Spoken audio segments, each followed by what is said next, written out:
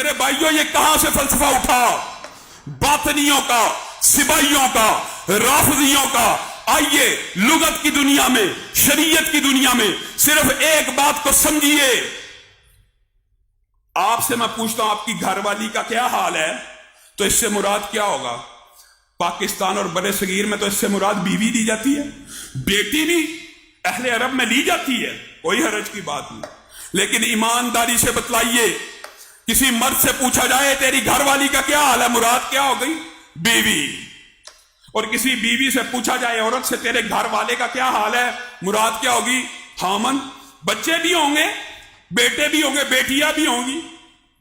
لیکن یہ فلسفہ کہاں سے آیا کہ اہل بیت اور گھر والوں سے مراد دماد اور بیٹی تو ہو سکتے ہیں لیکن بیوی نہیں؟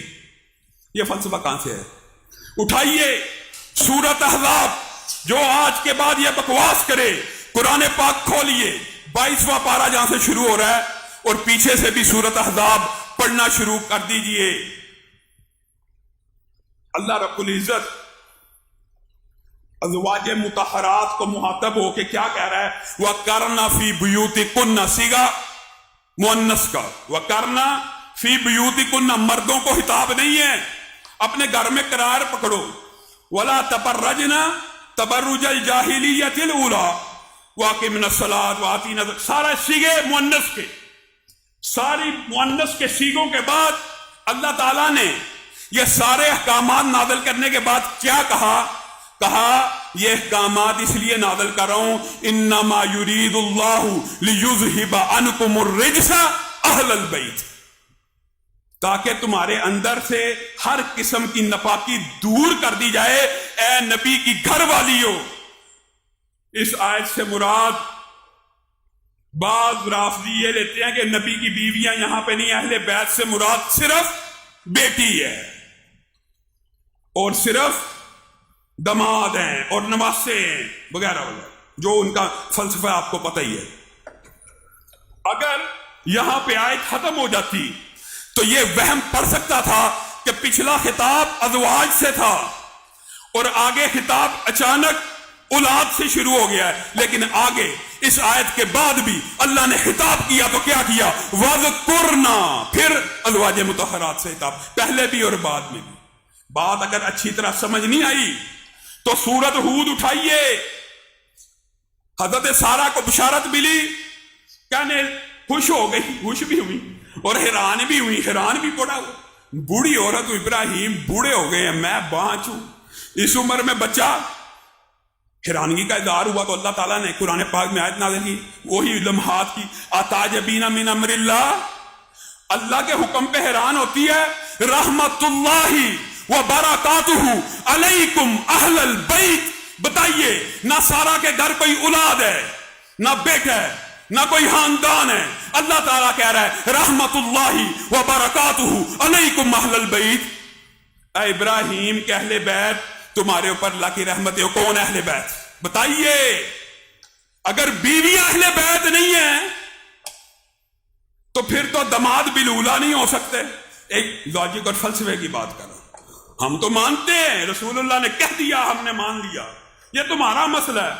قرآن پاک میں بھی اہل بیت اگر کہا گیا، بیویوں کو کہا گیا۔ انہوں نے اعدادی اہل بیت کو بھی اہل بیت اصلی بنا لیا، بنانا چاہیے، کیونکہ رسول اللہ نے جس کو اپنا اہل بیت کا ہم نے مان لیا، لیکن جو اصل اہل بیت ہے اس کو اہل بیت سے نکال دیا۔ بسم اللہ الرحمن الرحیم، انما يريد الله ليذهب عنكم الرجس اهل البيت ويطهركم تطهيرا۔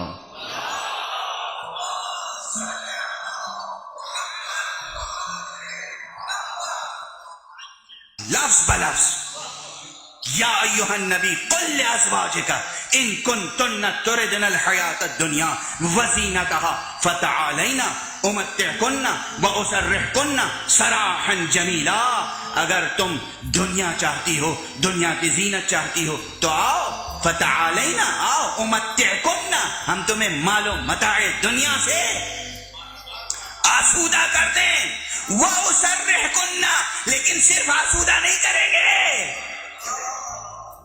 وَأُسَرِّحْكُنَّ سَرَاحًا جَمِيلًا، پھر ہم خوبصورتی سے تمہیں خود سے جدا کر دیں گے، آزاد کر دیں گے۔ دامن وقت میں گنجائش نہیں ہے۔ اس کے بعد کی آیتیں وہ ہیں جو صرف پروردگار کو زیب دیتا ہے کہ وہ اس انداز سے خطاب کرے۔ ہم تو ترجمہ کرتے ہوئے بھی لرز جاتے ہیں کہ کس سے خطاب ہے۔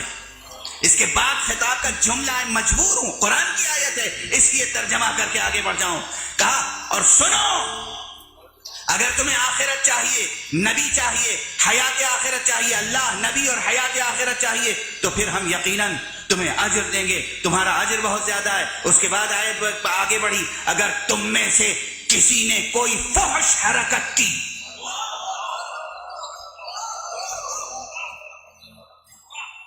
قرآن کے الفاظ ہیں، قرآن کے الفاظ، تو پھر تم دوسروں کی طرح نہیں ہو، تم پہ دوہرا عذاب ہوگا۔ ہم تو ترجمہ کرتے ہوئے رونگٹے کھڑے ہو جاتے ہیں، ترجمہ کرتے ہوئے رونگٹے۔ یہ قرآن کے الفاظ ہیں۔ آغاز کیسا ہے؟ کس قسم کا آغاز ہے؟ کس سے خطاب ہے؟ کیوں ایسا خطاب ہے؟ 25 مرتبہ مؤنث کے صیغے آئے ہیں۔ آیت نمبر 28، آیت نمبر 29، آیت نمبر 30، آیت نمبر 31، آیت نمبر 32، آیت نمبر 33۔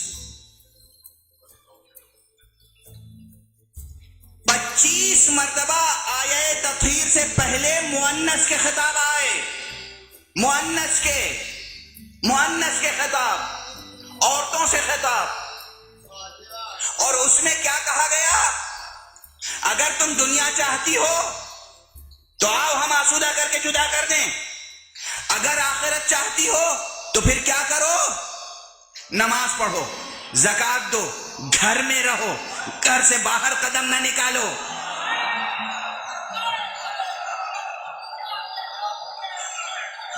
قرآن میں تاریخ نہیں پڑھ رہا ہوں۔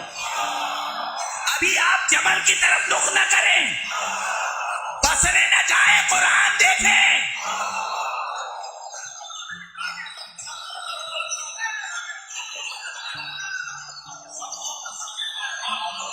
ابھی ہوا پر بسرے کا رخ نہ کیجیے، قرآن کی آیت پڑھیے، گھر میں رہو، اور ویسی حرکتیں نہ کرو جیسی جاہلیت کی عورتیں کرتی ہیں، وہ زینتیں نہ کرو جو جاہلیت کی زینتیں ہیں۔ یہ سب لفظیں قرآن کی ہیں، سارے خطاب مؤنث کے لہجے میں، اور یا ایھا النبی کہہ کر، اے نبی اپنی بیویوں سے کہہ دو، اے نبی، اے محمد اپنی بیویوں سے کہہ دو، نہیں، اے نبی تم میرے نبی ہو، تم میرے صاحب منصب ہو، تم اپنی بیویوں سے کہہ دو کہ اگر وہ نبی خدا کی بیوی رہنا چاہتی ہیں تو ان کو کیا معیار اختیار کرنا چاہیے، کیا معیار اختیار کرنا چاہیے۔ تمہید مجلس میں نے عرض کیا کہ خدا کے 2 طرح کے ارادے ہیں، ایک ارادہ یہ ہے کہ وہ چاہتا ہے کہ تم کچھ کرو اپنی چاہت سے، اور جب وہ کچھ چاہتا ہے کہ تم یہ کرو اپنی چاہت سے تو خطاب کرتا ہے، حکم کرتا ہے، حکم کا مخاطب مکلف ہوتا ہے۔ تم نماز پڑھو، تم روزہ رکھو، تم حج کرنے جاؤ، تم زکوٰۃ دو، تم جہاد کرو۔ ایسے یہاں پروردگار چاہتا ہے کہ بیویاں احکام الہی کو بجا لائیں تو فرماتا ہے تم نماز پڑھو، تم زکوٰۃ دو، تم زینت جاہلیت نہ کرو، تم گھر سے قدم باہر نہ نکالو۔ یہ سب تمہیں کرنا ہے، اور ایک دم سے التفات ہوتا ہے، روح سخن بدلتا ہے۔ انما یرید اللہ لیذھب عنکم الرجس اہل البیت ویطہرکم تطہیرا۔ بیویوں تمہیں یہ سب کرنا ہے، اور اہل بیت ان کا ذمہ ہمارا ہے۔ اب میں عرض کر رہا ہوں ایک اور مثال کہ جب یہ آیت نازل ہوئی اور پیغمبر نے جناب سیدہ کو، مولا امیر المومنین کو، مولا امام حسن کو، مولا امام حسین کو بلایا، چادر کا حصار کیا اور کہا اللہم ہؤلاء اہل بیتی، پروردگار یہی ہے میرے اہل بیت، اگر اس میں کسی ایک کے بھی اضافے کی گنجائش ہوتی تو قسم خدا کی وحی نازل ہوتی کہ محمد فلاں کو بھی شامل کر لو، یا یہ اہل بیت نہ ہوتے تو پھر بھی آیت نازل ہوتی۔ مثال یاد رکھیے کہ یہ تو بہت بڑا مسئلہ ہے۔ پیغمبر اپنی بیوی سے، بیوی کی خاطر اگر کہہ دیں گے اچھا تمہیں پسند نہیں ہے تو میں اب شہد نہیں کھاؤں گا،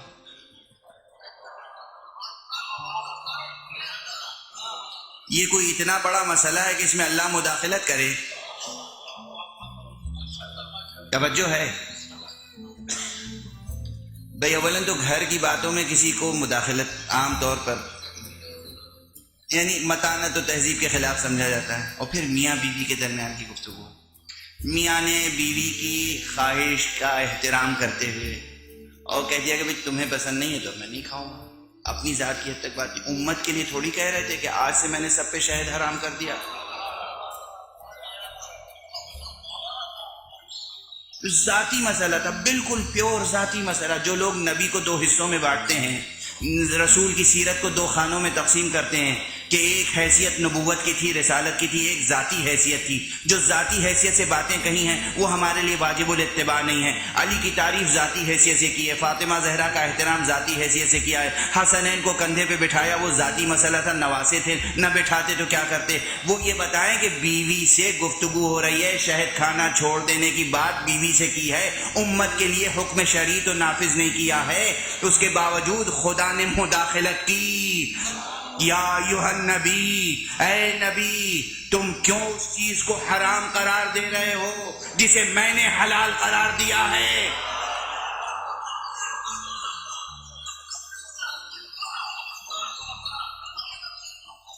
اے نبی، جس چیز کو ہم نے حلال قرار دیا ہے بیوی کی خاطر یا کسی کی بھی خاطر تم کیوں حرام قرار دے رہے ہو؟ جو پروردگار شہد کا ترک کرنا برداشت نہ کرے، وہ اہل بیت کا اعلان اگر خلاف مصلحت الہی ہوگا تو کیا وحی نازل نہ ہوگی؟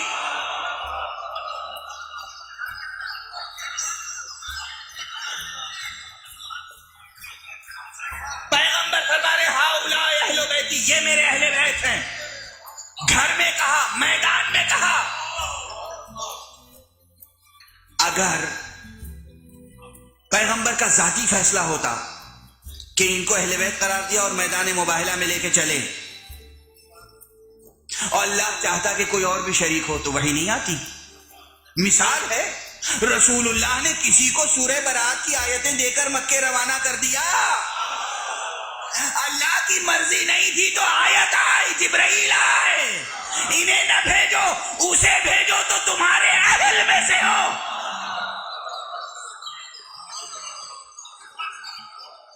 کون تھا اہل؟ کس کو واپس بلایا، کس کو بھیجا؟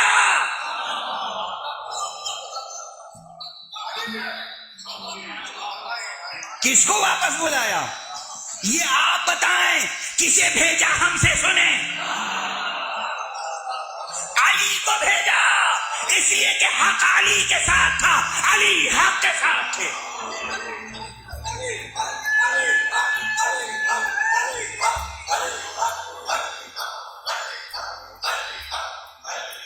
بس گفتگو کو تمام کرنے دیجیے، گفتگو کو تمام۔ یہاں بھی لفظ کیا تھا؟ اہل۔ حدیثوں کو اٹھا کے دیکھیے، صحاح ستہ دیکھیے، تلاش کیجیے، کیا لکھا ہے؟ جبرائیل آئے، انہوں نے کہا یا رسول اللہ، اللہ کہتا ہے یا تم خود جاؤ قرآن پہنچانے یا اسے بھیجو جو تمہارے اہل میں سے ہو۔ اب سمجھ میں آیا اہل بیت کون ہو سکتا ہے؟ کس کو بھیجا رسول نے؟ علی کو بھیجا۔ اہل بیت کا تعین، اہل بیت نبی کا تعین خدا کے ہاتھ میں ہے، نہ نسب نہ سبب۔ خدا نے منصب دیا، نبی بنایا، اب خدا جسے چاہے گا وہ ان کا شریک کار بنے گا، جسے نہیں چاہے گا وہ شریک کار نہیں بن سکتا۔ یہ ایک اصول۔ اور اس کے بعد اگر ضد ہے کہ ہم سب کو اہل بیت مانیں گے تو پھر ایک بات تسلیم کر لیجئے، کم سے کم اسے مانیے گا جس نے اللہ کی مانی، اور جس نے اللہ کی نہیں مانی اسے ماننے کا آپ کو حق نہیں آئے۔ اب دیکھ لیجئے یا ایھا النبی قل لازواجک سے کتنے احکام ہیں۔ اگر اللہ نے کہا گھر میں قدم رکھو اور کسی نے گھر سے قدم باہر نکال دیا تو چاہے سب کی اہلیت محفوظ رہے، اس کی اہلیت محفوظ نہیں رہ سکتی۔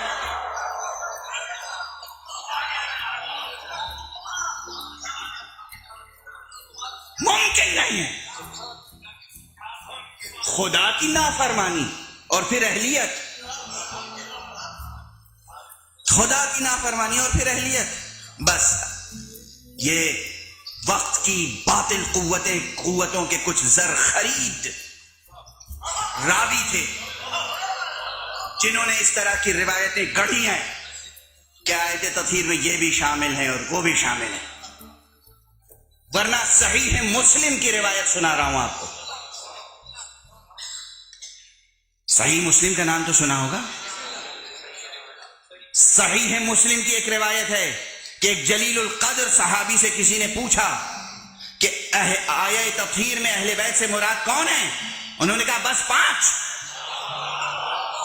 کہا بیویاں؟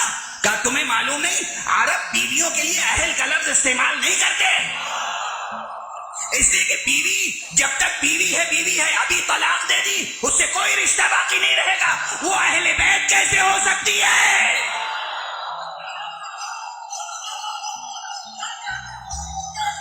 یہ روایت صحیح مسلم کی گزارش کر رہا ہوں۔